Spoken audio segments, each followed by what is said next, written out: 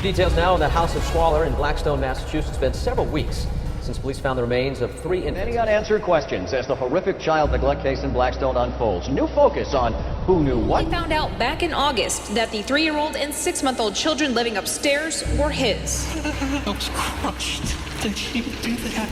This is Erika Murray. She gave birth to 7 children, some of which she did in secret in her bathroom. Then, she raised them in secret, locked in a room full of waste. When detectives broke into her home, some of her children were not even alive. Erika had never phoned a doctor or law enforcement. She was charged with just about every crime you can imagine. But how on earth did this person come to have 7 babies? And why did she treat them in this horrendous way? Let's explore the full story of Erika Murray and the tragic case of her 7 children. Trigger warning, this is one of our toughest cases yet. Watch with caution. On August 27, 2014, 10-year-old Nick Murray was hanging out with his friend and neighbor, Pete, in Blackstone, Massachusetts. Pete's mom, Betsy Brown, left the boys riding their skateboards in the driveway while she ran some errands. Before she arrived at the grocery store, her son Pete called. He was crying. Frantically, he asked his mom to come home quickly, as he couldn't get the babies to stop crying. "What babies?"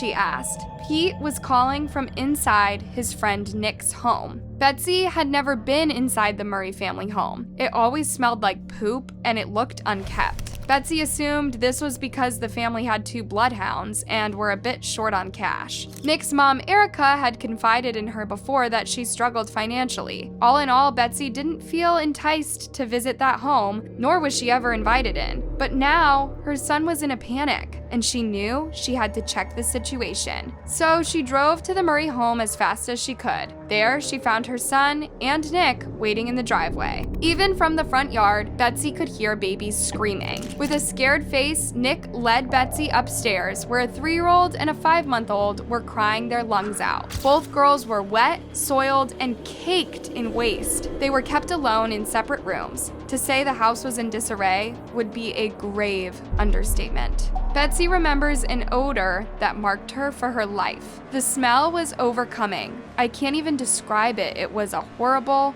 horrible smell. There was just trash and stuff everywhere. Before Betsy could investigate any further, she called 911. She knew this was a case for the detectives. Within minutes, Blackstone officers arrived at the Murray home. What Lieutenant Gregory Gilmore noted in his report was stomach-turning. The 5-month-old girl was lying on her back on a filthy mattress covered in waste. She was clothed only in a soiled diaper. Next to her was a dead dog. Gregory couldn't even open the door to the second upstairs bedroom. The room was filled with trash, to the extent that the door would only move a few inches in.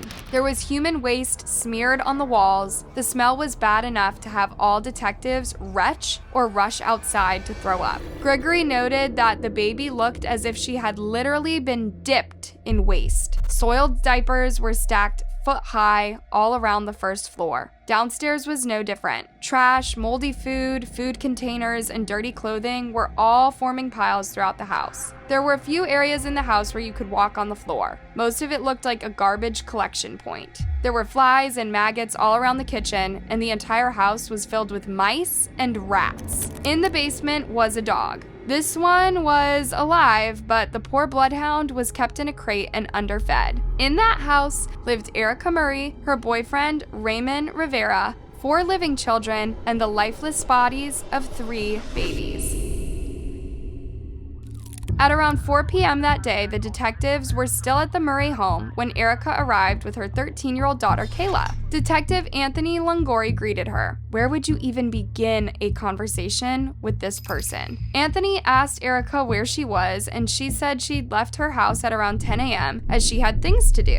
Anthony then told her it was unacceptable to leave young children alone, locked in rooms, in that condition. Erika just said, "I know." Around the same time, Child Protection Services arrived at the house to pick up Erika's 4 children. Erika did not even react. She just sat on the front porch, staring blankly with a disheveled face and hair. The only concern Erika voiced was that her cat escaped the house. But her poor cat was better off on the streets than in that house. Later, at the police station, which was just down the road from Erika's house, Erika told the officers that the girls she kept locked upstairs were a secret from her husband. 31-year-old Erika lived with her boyfriend, Raymon Rivera. He was the father of all her 4 children, and yet he only knew of the 2 older ones, 13-year-old Kayla and 10-year-old Nick. The 2 young girls, well, Erika had kept them a secret from everyone she knew. Her older kids had caught glimpses of them, but Erika told them she was just babysitting. According to Erika, she was embarrassed she had 2 more kids that she could probably not afford. And that's not all. Within the next week, detectives found something else in that house: the skeletal remains of a child in a closet. When the detectives asked Erika about it, she said, "Oh yeah, I had a stillborn child before my 3-year-old. I didn't know what to think. They weren't breathing, they weren't alive, I didn't feel a heartbeat, I wasn't thinking. I felt like I was in this all by myself. I didn't know who I could trust." But those were not the only remains they found that day. There was another lifeless body in a onesie and another one in a box. This third one still had its umbilical cord and placenta attached. The detectives concluded it was a stillborn. In their report, detectives wrote that the babies' bodies were jellyfish-like. I don't know what that means, and I'm not sure I want to know. Erika had given birth to them in secret in the upstairs bathroom. Somehow she had even kept the pregnancies a secret from her partner. None of her younger children, dead or alive, had seen a doctor. When asked why she had never taken them to a doctor, unlike her older 2 kids, Erika just said, "I don't know."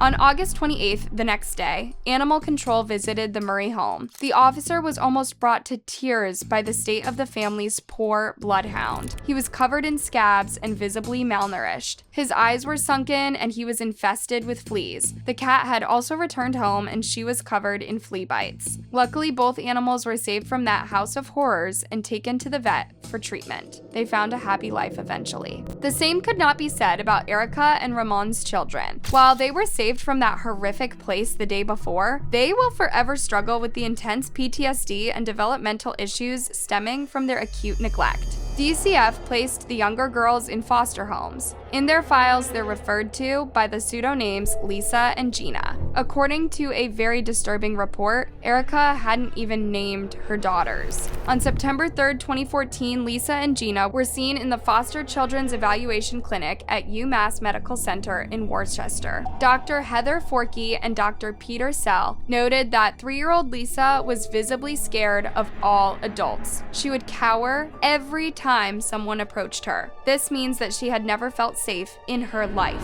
She was used to living in a constant state of threat and had no sense of having a primary caregiver. When she felt threatened, Lisa made herself small and refused to make eye contact. She rocked back and forth repeatedly. Her hair had never been combed or washed, and her muscles were extremely weak. She could not eat from a spoon or drink from a cup.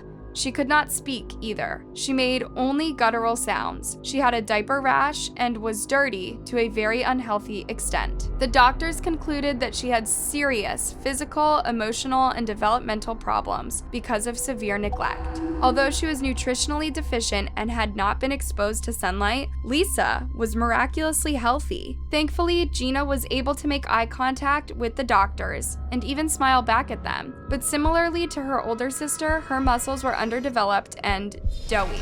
The back of her head was flat, which meant that she'd been kept on her back for most of her life. She also didn't react verbally to the doctors examining her, as most babies would. Both sisters did well during their treatment and in foster care. After immunization treatments, their muscles got stronger, and just 2 weeks after her placement with her new foster family, Lisa started walking. Still, it's hard to imagine a full recovery is possible after living your first months or years in this state. Both Erika and Raymon were arrested and charged with child neglect, animal cruelty, and the murder of 2 children, just to name a few. Erika was emotionless and detached. Raymon was visibly distressed and crying most of the time. New focus on who knew what? He found out back in August that the 3-year-old and 6-month-old children living upstairs were his. I was crushed that she would do that. However, neither of the two asked about their children's future. When Erika spoke about Lisa, she referred to her as it repeatedly. Erika was also asked about someone called Michelle Ridgway. Erika said yes, this was a fictional friend she'd created on Facebook. She was the imaginary mother of Lisa and Gina, and she created an entire Facebook conversation with her to justify her babysitting her own daughters to Raymon and her older children. I know, every single detail of this case is shocking and heartbreaking. In September 2014, after a full search warrant was executed at the Murray home, the house was condemned and ordered to be torn down. During her trial, Erika finally cried as she was confronted with the reality of her 3 dead babies. Throughout the couple's trials, many disturbing details about Erika and her relationship with Raymon emerged. Erika Murray was born in the summer of 1983 in Northbridge, Massachusetts. According to her friends and family, she had a happy, normal childhood. Her parents, Sharon and Kevin, were supportive of her and her 2 brothers, and the family seemed to get on well until Erika met Raymon. As a teenager, Erika went to work at the local McDonald's. She was 16 when she met her McDonald's manager, 23-year-old Raymon Rivera III. 7 years is not a huge age gap if you're an adult, but Erika was 16. Something was off about Raymon, and her parents knew it. Raymon's desire to be with Erika when she was just a teen was not his only problem. He was increasingly controlling of her, trying to isolate her from her family and friends to make her solely reliant on him. There was another issue. In 2001, 18-year-old Erika got pregnant. According to one of her high school friends, Erika didn't even want to attend her graduation ceremony out of shame. After giving birth to her daughter Kayla, Raymon moved in with Erika and her parents to be a family. Lo and behold, 2 years later, Erika was pregnant again. But there wasn't enough room in her family house to have another child. So, the young couple moved to 23 St. Paul Street in Blackstone. It was Ramon's sister's home. She was kind enough to let them live there while she found another place to live for herself. To think a few years later, it would become a house so horrendous that it had to be torn down. Aged 21, Erika was now a mother of 2. According to family and friends, it was at this point that Erika started looking disheveled. She wore baggy clothes, stopped caring for herself, and hardly left the house. Within a few years, Raymon convinced Erika to quit her job, stop contacting her family, and stay home with her children. He was extremely controlling and manipulative and threatened to leave her whenever she wanted to see her loved ones. Erika lived in a constant fear of him and was too scared to leave him. She was also financially dependent on him, as he had her quit her job, so she couldn't afford to raise her 2 children on her own, and she was too embarrassed to come running back to her family. Raymon broke Erika. Then, Erika took madness to a whole new level. Here's the outrageous thing. Raymon made it clear he didn't want any more children and even threatened to leave Erika if she got pregnant again. And yet, they continued to have unprotected contact. Honestly, what was he playing at? And why didn't either of them work at least a little bit to avoid more pregnancies? Because in the course of a decade and a bit, Erika went on to have 5 more children. Scared for her life, scared of Raymon, and embarrassed, Erika hid her pregnancies and gave birth in secret. The rest is a horrible piece of history. According to forensic psychologist Dr. Lisa Rocchio, Ray used a pattern of behavior to instill a sense of fear and dependency. He would call her names, humiliate her, treat her like a servant. Psychiatrist Dr. Judith Edersheim added that by the time Erika was pregnant with her younger girls, she was confided to her home, in a state of mind much more vulnerable than a decade before. She summarized that he didn't want her to be in the world. The doctors concluded that Erika showed 0 ways of coping with her situation. She avoided problems, and her solutions were extremely short-sighted. For example, hiding her pregnancies and stillborn children in cardboard boxes. Erika also didn't seem to understand how harmful the environment of her home was to her children. It was nothing short of an infested pile of trash. And yet neither she nor Raymon attempted to change their living standards. Because of her vulnerable mental state and general confusion, the homicide charges against her were dropped. Judge Janet Jenton Walker ruled that there is no evidence that Erika could have saved any of her 3 babies by calling 911. According to her defense attorney, a murder charge would imply that Erika knew her child was in distress and that she could have saved them if she acted differently. There is no proof of any of this in the 3 cases, the prosecutor said. The facts in this case would not allow any judge to convict her of murder if they followed the law. District Attorney Joseph Early Jr. said, "This was a very hard case with a very difficult set of facts, as it always is when dealing with children who are victims. It has emotionally affected many people throughout Worcester County. We appreciate all the time and effort the judge put into her decision in the case. The court has spoken." Gregory Gilmore, who has since been promoted to Blackstone Police Chief, said, "This was a challenging case from the very beginning, but it has been most difficult for the children involved in the horrific situation. We also hope that with the end of this case, our community, which was shocked to our very core, can find closure." In 2019, Erika was found guilty of several charges, bar homicide, and sentenced to 6 to 8 years in prison with a credit for 5 years already served. She was at Western Massachusetts Regional Women's Correctional Center for just a few years. Today, she is on probation and not allowed to have any contact with children under 10. Many people are outraged that she is free and even active on social media after keeping the remains of 3 children hidden in boxes and closets. Ramon Rivera took a plea deal and was sentenced to 4.5 years and 1 day in prison. He served his time in county jail, avoiding state prison. More outrage followed. Some people compared this case to Squalor Richardson, who gave birth at home and buried her newborn daughter in the backyard. Squalor faced life in prison for one case, yet Erika spent 5 years in prison for doing just about every single thing wrong that you could do to a child, or in her case, to 7.